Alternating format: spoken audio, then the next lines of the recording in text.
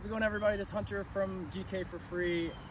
This week we're going to come at you guys with a half volley tutorial. So last week we showed you a full volley tutorial and we're talking about service, working with other goalkeepers. Today we're going to work on half volleys.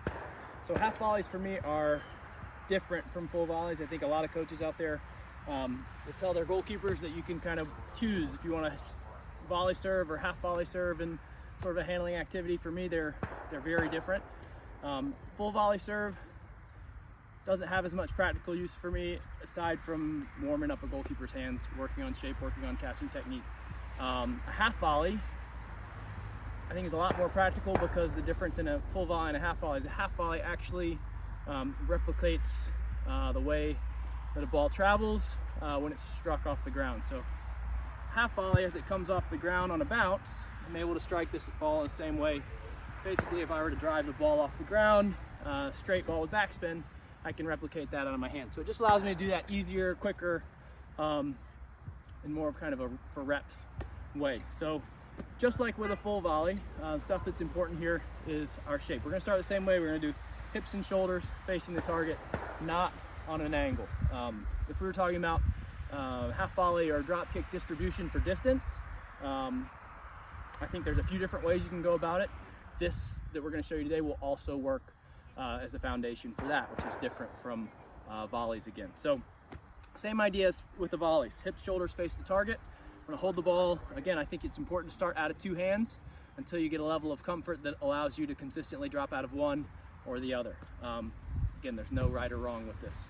I sort of hold on top of the ball. You can hold the sides, center line of our body, near the middle of our body, a little bit off to the kicking leg side. Again, straight, hips and shoulders. I'm going to drop as I start to move forward. My feet will start to move first, and I'll drop. Again, important here to see it from the side is that my head is over top of the ball. Doing this over distance and in the distribution way, again, it's okay to stand up a little bit taller, right? So that the ball can rise if we're trying to cover distance. But if I'm trying to work a goalkeeper that's 12 or 15 yards away, it's important that I'm over top to keep it down, keep it kind of below head height. That's another difference here with a volley and a half volley.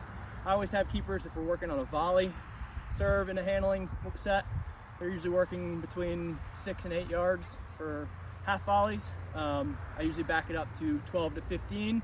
And for me, that's always kind of the serve that we're using. We're kind of taking that step from just kind of warming up and catching on our feet to preparing to dive, so that if the half volleys are mishit, the goalkeeper's starting to dive, starting to get ready for more live service. So completely different tool if we're really thinking about what we're using it for. So our technique, I'm going to turn just to the side so I don't blast the camera. Again, hips and shoulders face the target, head over top of the ball.